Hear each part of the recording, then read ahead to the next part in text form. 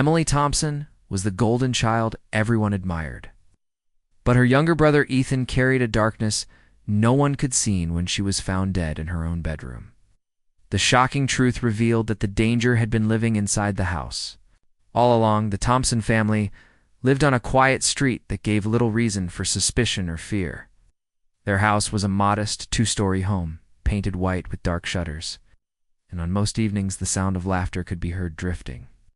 From inside, two neighbors, James and Claire Thompson, seemed to be doing everything right. James worked long hours at a nearby office, often coming home tired, but always making time to wave politely to those on the street. Claire stayed home, organizing her children's schedules, keeping the home spotless, and maintaining the appearance of calm stability. Their daughter Emily was 16 and full of promise. She was bright, well-liked at school, and often seen walking with friends, her cheerful smile making her instantly recognizable.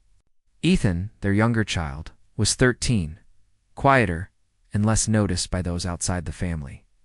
Where Emily shined, Ethan seemed to fade into the background. Inside their home, things were more complicated than the picture-perfect image suggested. Emily excelled in nearly everything she tried. Her grades, her activities, even the way adults admired her for her maturity. Relatives praised her. Relatives pointed to her as a model child. Ethan, on the other hand, found himself measured against her in subtle but painful ways. He was not failing, but he was ordinary in a family where ordinary seemed invisible. When guests asked about Emily, Claire's eyes lit up as she shared stories of her achievements, while Ethan stood silently to the side, listening to a story that never included him. Ethan had grown used to the quiet comparisons, but with time they settled deeper into him like stones in his chest. He spent long hours in his room, headphones on, avoiding meals where conversations always turned to Emily's plans for college or the latest praise from her teachers. He began watching his sister in ways that unsettled even himself, noticing how easily she seemed to command attention, how naturally people adored her. He never said much, never gave anyone reason to suspect what churned beneath his calm exterior. But the resentment was there. Shaping the way he saw the world, Claire noticed small changes, but did not see them for what they were, she believed. Ethan was simply shy, perhaps moody, in the way young teenagers often are. She would pat his shoulder, tell him she loved him, and then return to Emily's stories about school dances or academic awards. James, exhausted from work, missed the shift entirely. To him, Ethan was quiet but fine, a boy who needed time to grow into himself. No one looked closely enough to see the depth of the storm building inside. Emily remained unaware of how her brother truly felt. To her, he was the kid brother she sometimes teased, sometimes ignored, and occasionally included in small ways. She shared the house with him, but not her world. She had her friends, her future, and her parents' pride.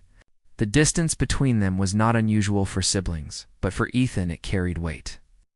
Each slight, each laugh that excluded him, each moment his parents' attention lingered on her instead of him, etched itself into his memory. At night, when the house settled into silence, Ethan often stayed awake, staring at the ceiling.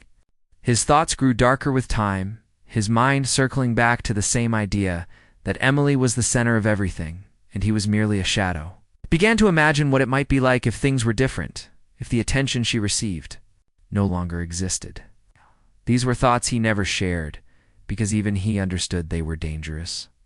Yet they brought him a twisted sense of calm, a belief that he was finally in control, if only in his imagination. On the outside, nothing seemed wrong. The Thompson family carried on as if they were untouched by the problems that sometimes gripped other households. To their neighbors, they remained the perfect family on a quiet street, their lives steady and unremarkable. No one could have guessed that within the walls of that bright, ordinary home. A boy was slowly convincing himself of something unthinkable. The night that changed everything began in the most ordinary way. The sun had dipped below the horizon, leaving the neighborhood painted in soft shadows. Porch lights flickered on one by one along the street, and the Thompson house blended into the quiet rhythm of suburbia. Inside, the air was heavy with the scent of leftover dinner, the faint hum of the dishwasher, and the steady ticking of the clock in the hallway. Claire had drifted to sleep on the living room couch, a blanket pulled around her shoulders. James was still at the office, working late, as he often did.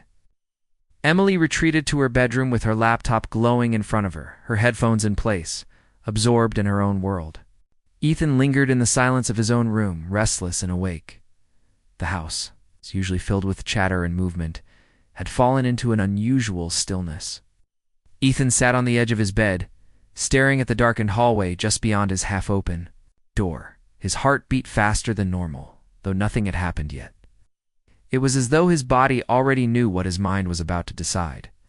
He told himself he was only curious, that he would only stand in the doorway of Emily's room, maybe watch her for a moment while she worked. But beneath that fragile excuse lay something darker that had been growing for months. The soft glow from Emily's laptop spilled into the hallway when Ethan finally stepped forward. He paused at her door, hand hovering, breath uneven.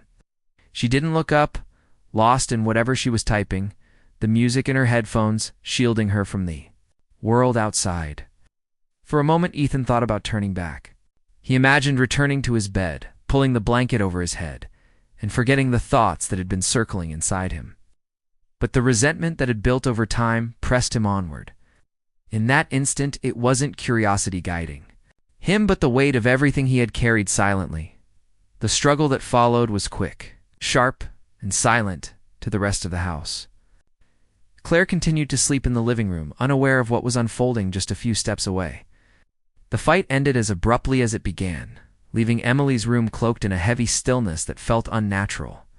The glow of the laptop remained, its faint light illuminating the edges of the bed, the posters on the wall, the small trinkets she had collected over the years.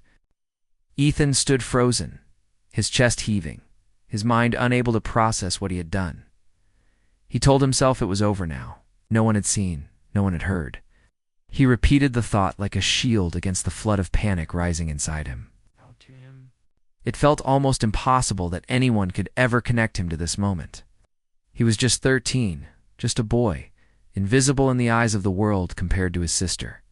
He believed the house itself would keep his secret, that the walls would remain silent. Moving quickly, Ethan adjusted small details in the room, convincing himself it erased the evidence.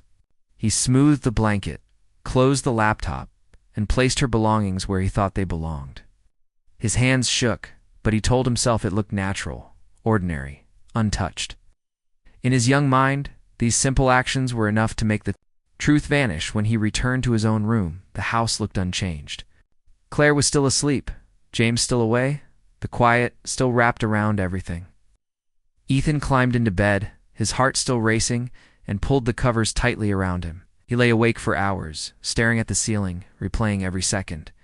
In his mind, yet as the night wore on, he convinced himself he had succeeded.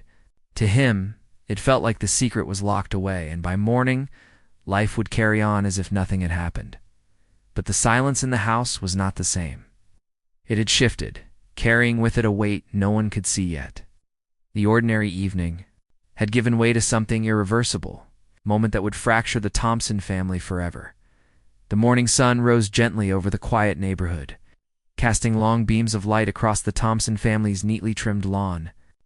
Birds chirped outside, unaware of the darkness that lingered inside the White House with its dark shutters. Claire awoke slowly on the living room couch, stretching beneath the blanket she had pulled over herself the night before. The television was still on, its muted screen showing a morning news program she wasn't really watching. For her, it was the beginning of another ordinary day, or so she thought. She stood, brushing sleep from her eyes, and moved through the kitchen. The faint smell of coffee filled the air as she set the machine to brew, expecting soon to hear Emily's footsteps upstairs. Her daughter was usually the first to come down, always rushing to get ready for school or meet friends before classes began. Ethan tended to drag his feet slower in the mornings, needing more reminders to get going. This was the rhythm of their home, predictable and reassuring. Yet on this morning, something felt slightly off. Minutes passed. Claire poured herself a cup of coffee, then another. The house remained unusually quiet, No sound of Emily's door opening, no thud of footsteps down the stairs, no teenage complaints about breakfast or missing items. Claire frowned, setting the cup down. She walked to the bottom of the stairs and called Emily's name, her voice soft but firm enough to carry upward. Silence answered her. With growing unease, she climbed the staircase, each step echoing louder in her mind than it should have. At Emily's door, she knocked lightly, then harder, waiting for the familiar groan or laugh that would tell her daughter was awake. Nothing came. A chill spread across her arms as she turned the knob and pushed the door open. The room was dim. Curtains drawn against the light, the air heavier than it should have been. What she saw made her stumble backward. Emily lay still on her bed, her body positioned as though sleep had claimed her. But the stillness was too complete, too unnatural. The laptop that usually glowed on her desk sat closed, and her belongings were neatly arranged, as if someone had carefully tried to restore order. Claire's breath caught in her throat, her mind rejecting what her eyes were seeing. Rushed forward, shaking her daughter, calling her name louder and louder until her voice broke.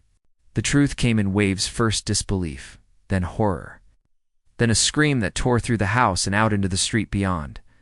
Ethan in his room heard the cry and froze. He had convinced himself through the night that no one would discover the truth. That morning would arrive and life would go on. But the scream shattered that fragile illusion, and for the first time he felt the reality of what had been done. Neighbors soon gathered outside, drawn by the sound of Claire's anguish. A woman across the street called emergency services, her voice shaking as she tried to explain what little she knew. Within minutes, sirens pierced the morning calm. Red and blue lights splashed against the white walls of the Thompson house as police cars pulled into the driveway. James arrived not long after, his car swerving into the street as he rushed from work, his face pale and frantic. He ran through the crowd, past the officers, into the house that was no longer the safe place he thought it to be. The sight inside struck him with a force that left him staggering, his daughter lifeless, his wife broken, his son pale and silent in the corner. The officers quickly secured the house, marking it as a scene that demanded answers. They asked questions, wrote notes, whispered to each other about how strange it was. Nothing appeared stolen. There was no forced entry. The doors were locked. To them, it seemed the danger had come not from the outside but from within, as the investigators moved through the rooms. Carefully documenting every detail, Claire clung to Ethan, pressing him against her as though he were still her small child. She believed he was shaken, devastated by the loss of his sister. She whispered to him that they would get through this, never once considering that the very boy she comforted might be the reason Emily was gone. The Thompson home, once filled with routine and ordinary comfort, had become a stage for something unspeakable. A tragedy had settled inside its walls, and with it, the beginning of questions that would tear the family apart piece by piece. ChatGPT said. The investigation into Emily's death began immediately, and with each passing day, the sense of unease inside the Thompson household deepened. Detectives arrived early, carrying cameras, gloves, and quiet authority. They moved carefully through the rooms, speaking in low tones as they searched for anything that might explain what had happened. The scene felt strange from the start. The windows were locked, the doors showed no signs of tampering, and nothing valuable seemed to be missing. Burglary, the first thought in such cases, was quickly ruled out. That left a darker possibility, one that pointed inward rather than outward. Forensic teams combed through Emily's room with precision. They photographed her belongings, collected fibers from the carpet, and dusted for fingerprints along her desk and door. At first glance, everything appeared almost too neat, as though someone had taken care to arrange the space. This detail unsettled the detectives. In most tragedies, chaos lingered in small ways, yet here there was a sense of order that felt unnatural. It hinted at the hand of someone who wanted to control the story of what had happened. Claire answered questions through tears, recounting the morning she had found her daughter unresponsive. James tried to stay strong, his voice steady, but his eyes betraying the weight of grief.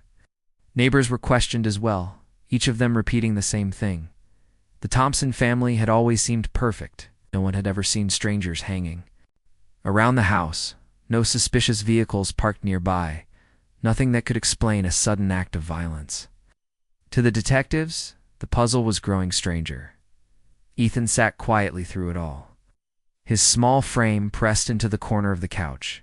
As investigators moved around him, he listened more than he spoke, answering questions in short, careful sentences. His calmness struck some as maturity, while others found it unsettling. At 13, he seemed too composed for someone who had just lost his sister. When asked where he had been the night before, his answers were immediate. He had been in his room, playing games, then sleeping. He avoided details, but his voice carried no obvious cracks. Still, tiny traces betrayed him. A fingerprint of his was found on Emily's desk in a spot that suggested recent contact. That in itself wasn't unusual for siblings, yet combined with strands of his hair found tangled in her blanket, it added a layer of suspicion investigators could not ignore. More quietly troubling was the lack of any outside evidence. No foreign prints, no footprints, nothing that pointed beyond the family. The detectives began to observe Ethan more closely. They noted the way his eyes avoided Emily's room when he walked past it, the way his answers seemed rehearsed rather than natural. His mother's grief shielded him, as Claire insisted her son was innocent and fragile, needing comfort. However, began to sense something beneath the surface. He noticed how Ethan never asked questions about what would happen next. Never showed the kind of raw confusion a child might be expected to display. Instead, he seemed to be watching, waiting, almost testing how much the adults around him suspected. In private, investigators reviewed their growing file. They had no clear confession, no obvious motive that could be proven, but the scientific evidence told a different story. Forensic results suggested Ethan had been closer to the scene than he admitted. It was not just the fingerprints or the hair, but the smudges on the edge of Emily's laptop and faint traces of skin cells on the blanket. Each piece was small on its own, but together they formed a chain that pointed inward, toward the boy no one wanted to believe could be responsible. As days turned into weeks, the Thompson household became a place of whispers and dread. The neighbors, who once admired them now, avoided the house, crossing the street rather than walking past their windows. The media began circling, sensing there was more to the story than grief alone. Headlines hinted at secrets inside the family, though the truth was still locked away. Through it all, Ethan remained unnervingly steady. In his own mind, he believed his youth protected him, that no one would seriously imagine a boy his age capable of something so final. He clung to the belief that he had hidden his actions well enough, that his silence was stronger than any suspicion. Yet the walls were closing in. Evidence had a way of speaking louder than words, and the detectives were listening closely. The case that had begun as a mystery was slowly narrowing its focus, though no one said it aloud at first. More and more eyes turned toward the boy who never seemed quite shaken enough. The investigation had tightened, and soon there would be no space left for secrets to hide. The truth revealed itself not in a dramatic confession, but in the quiet, relentless work of evidence. The detectives pieced together small fragments until the larger picture could no longer be denied. Every fiber, every fingerprint, every trace left behind in Emily's room spoke louder than the silence Ethan maintained. The results of the forensic analysis came back with clarity. His DNA was present where it should not have been, woven into the very details of the scene he believed he had cleaned. To the investigators, it was no longer a matter of suspicion, but of confirmation. When the detectives returned to the Thompson house to speak with James and Claire, the air was thick with dread. The parents sat together at the dining table, faces pale, hands clasped tightly. They wanted answers, but they feared them too. The detectives explained what they had discovered, their voices calm but unyielding. Each word cut deeper than the last. The evidence did not point to an intruder. It did not suggest a stranger had slipped into the house unseen. It pointed inward, toward the boy who sat quietly in his room upstairs, unaware of the storm that was about to consume him. For Claire, the words were impossible to accept. She shook her head, tears streaming down her face, insisting that her son was incapable of such cruelty. She clung to the belief that Ethan was just a child, fragile and innocent, a boy devastated by the loss of his sister. James listened silently, his expression caught between disbelief and grim realization. He had noticed the quiet detachment in Ethan, the lack of grief that seemed out of place. The pieces, once scattered, were beginning to fit together in ways he wished they never would. Ethan was brought into the room, his small frame appearing even smaller against the heavy weight of the moment. Detectives explained to him what they had found, presenting the evidence piece by piece. Did not cry, did not protest, only stared blankly as though the words were meant for someone else. In his mind, he had believed youth would protect him, that no one would ever think a 13-year-old could carry out something so final. But as the voices of the adults filled the room, as the reality of what they knew became undeniable, the shield he had built around himself began to crack. The neighbors watched from their windows as a police car pulled into the driveway later that evening. They saw officers gently but firmly escort Ethan from the house, his hands cuffed, his expression unreadable. Some gasped, others whispered, struggling to reconcile the quiet boy they had seen riding his bike down the street with the image of him being taken away for the death of his sister. The street, once ordinary and calm, had become a place where a chilling story was unfolding before their eyes. News of the case spread quickly, and the community was shaken to its core. Headlines described the shocking betrayal within the Thompson home, a tragedy that defied understanding. Commentators speculated endlessly, trying to explain what could have driven a boy to take his sister's life. Some called it jealousy, others a hidden rage, while many simply could not find words for something so unthinkable. Inside the house, silence settled heavier than ever. Claire walked from room to room in disbelief, touching the walls as though searching for the family she had once known.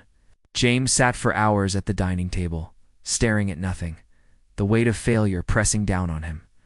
The laughter that had once filled the home was gone, replaced by echoes of grief and unanswered questions. Ethan, meanwhile, sat in a cold room far from the house he had known, his secret no longer hidden. The boy who believed no one would ever know had been wrong. The evidence had spoken when he would not, revealing the truth he thought he had buried forever. His calm silence, once a shield, now became part of the chilling story of how a family had been torn apart by the actions of a child. The Thompson home remained standing on its quiet street, but it was no longer the symbol of perfection it once seemed. People passed it quickly, unwilling to linger, as though the walls themselves carried the memory of what had unfolded inside. The tragedy became a warning whispered in hushed tones. Even the most ordinary houses can hold the darkest of secrets. And in this case, the darkest secret of all was that a boy had believed no one would ever know he killed his sister.